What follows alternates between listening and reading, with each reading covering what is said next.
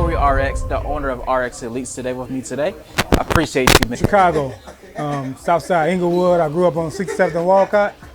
I moved to Georgia 2019, like March 2019. I've been here almost about 3 years, a little over 3 years. Chicago it's a beautiful city, man. Okay. You know, it got knuckleheads everywhere in every state, so you just gotta keep your head on the swivel and watch the surroundings. But Chicago is beautiful, man. Beautiful. Nice. I mean, I wouldn't deter anyone from going there and visiting. It's a great place. You just gotta know what part you're going to, you know. Anything past the zoo. So south of the zoo is good, or? I mean, yeah, anywhere. Anywhere. I mean, just stay away from Inglewood. Stay away from Inglewood, man. I mean, Inglewood. If you don't know Inglewood, if you don't know anybody over there, stay away from it. You know. But again, like, I don't know. It's just got to be careful wherever you go. You know what I'm saying? What do you love about being a barber, and who got you to fall in love with the craft? I love everything about barbering, man. I've been cutting hair for like 19 years now. My cousin, he got me started on it. I say this in every interview that, you know, it was us growing up at a young age, you know. So he started cutting hair first, and he inspired me to do it because I seen him making money. So I picked up the craft and put my own spin to it, perfected it how I wanted it to go, and then it just kind of grew, you know, and it became a passion of mine. So, and that flame haven't burned out yet. So what you, in that process, right, of becoming the barber you are today, what steps you couldn't skip of becoming the person you are today? Customer service, man. Customer service. You can't skip customer service. Customer service is one of the main important attributes of being a barber, or a good barber, a successful barber. Having customer service is important for any organization, any company, anything dealing with, you know, making money. You know, dealing with customers is your business.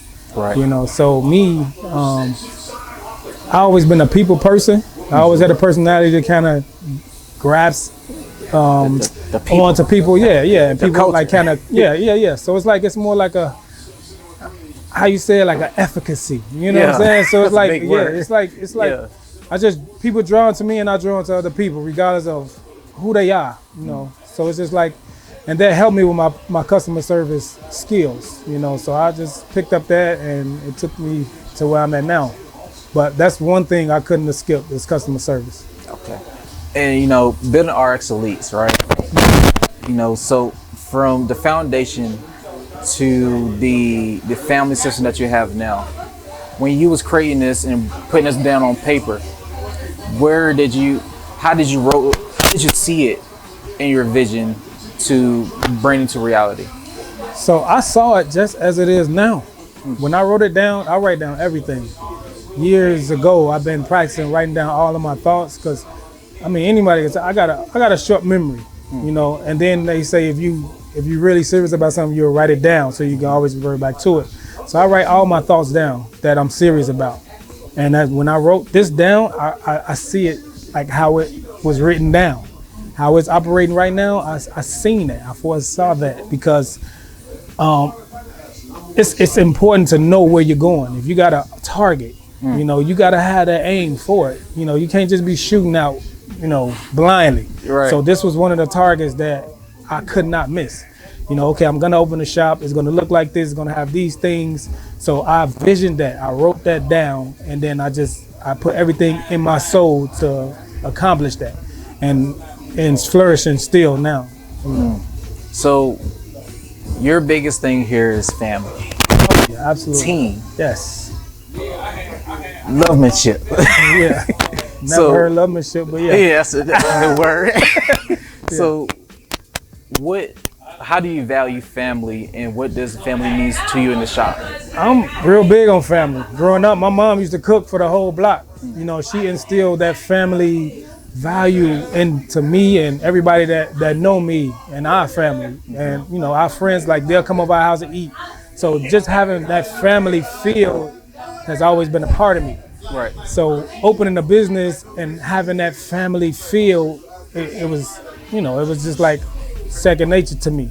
You know, I always wanted, like, okay, when I open my business, I want to make sure everybody know everybody. I want your customers to know my clients, and my clients to know the other barbers in there, other stylists, and vice versa. It was a wall that was separating the shop from whatever area that was over here. I opened that up because I don't want to isolate anyone. Right. You know, I wanted to keep it open, so just in case we have those like old school barber discussions. You know, so I just don't want anyone to be a stranger to anybody. I want everybody to come between those doors to feel like family. So that's why we use the greeting welcome home, because the way I got everything designed, it's a home type of vibe. It's a home type of feel. And being greeting with the word, with the slogan welcome home, it kind of, if this is your first time entering a barbershop, you know when you first enter a new barbershop, you don't know what to expect. Right. But when you get greeted with welcome home, they be like, oh, okay, I can relax a little Right. bit. You know what I'm saying? So having a family team, it's like, it just helps that, it help your brand grow too. And I don't do a lot of this stuff for money. I do it because of the feel. I got a huge heart that my mom gave me, that she just put in everybody that knew her. And it's just, I just want to rub that off on everybody that's under me. And like every time you walk through these doors, I feel like you're winning. No matter what you do, right? You do the smallest thing to the biggest thing, but you feel like you're winning. Exactly. I always love coming inside here, so exactly. it's real dope. Yep. So,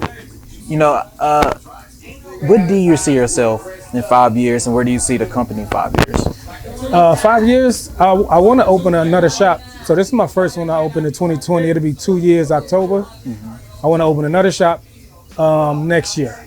I wanted to do it this year, but finances got kind of caught up, so I'm aiming for next year. I know things don't always go as planned, but I just keep striving. So next year, I'm looking to open another shop, and in 5 years, probably like another 2 more. Ultimately, I want to open at least 7 of them. Okay. I think 7 shops open successfully in great locations with ample parking will get me where I need to be financially and comfortable for like my family and for the team. I can do more for my businesses, and I can do more for my family as well. And do you believe in giving back to the community and people? So absolutely. So how would you want to impact the city of Atlanta as a whole? Well, the same way I've been doing. I try to do like 3 big events throughout the year, from comedy shows, poetry nights. I'm gonna do some paint sips, So I just like to give back, and these are free events that cost thousands of dollars, out of my pocket. So I don't charge anyone for coming in, So not to play the number game, but it costs, But don't nobody see that part. I just do it because I like to give back. I don't do it just to receive my blessings, but I know my blessings will come. Right. I do what's in my heart, So giving back to the community, because without the community, I wouldn't have this shop. You know what I'm saying? I always tell my colleagues that your clients are your bosses, So treat them with kindness and respect. You know what I'm saying? So the worst thing about being a stylist or barber is arrogance. Like you can't be arrogant or talk to your clients any kind of way, because without them, you ain't got no shop. You ain't got no job. Now, forget about the pandemic. Right. If you ain't got your clients, you ain't got no clients. I don't care how skillful you are. If you got a shitty attitude, or you just speak to your clients any kind of way or think they need you, then you got the game, messed up. So always treat it with kindness, make them feel welcome, and they're going to spread that word. Right. So giving with your heart and giving back to the community helps increase sales.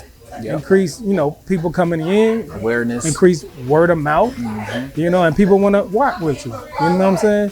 And one thing I like about my shop is that when we give people that warm feeling, it's an inviting feeling, and that's what I want to expect if I go in any business.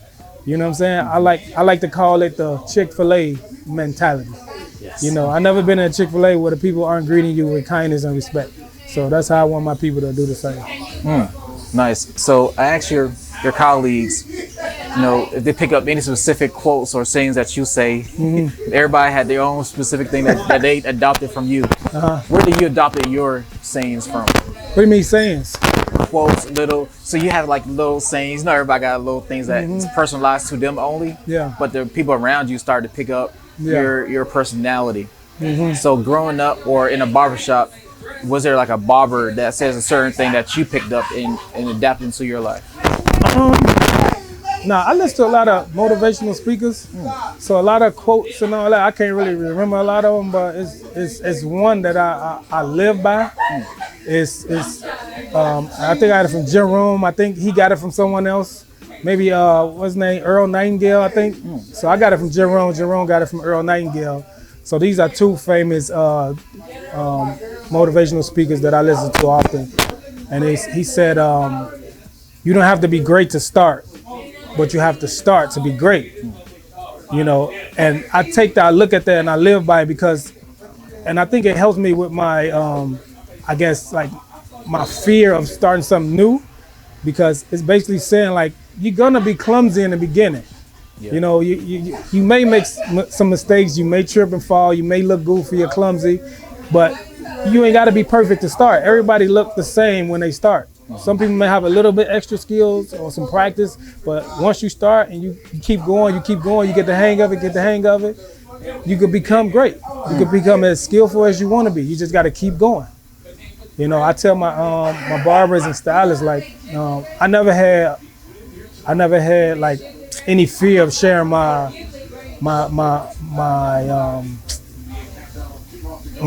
when I failed the barber exam. Okay. I failed like 4 times when I was taking it. It's very difficult the first time. Studied again. I guess I was studying wrong. Failed it again.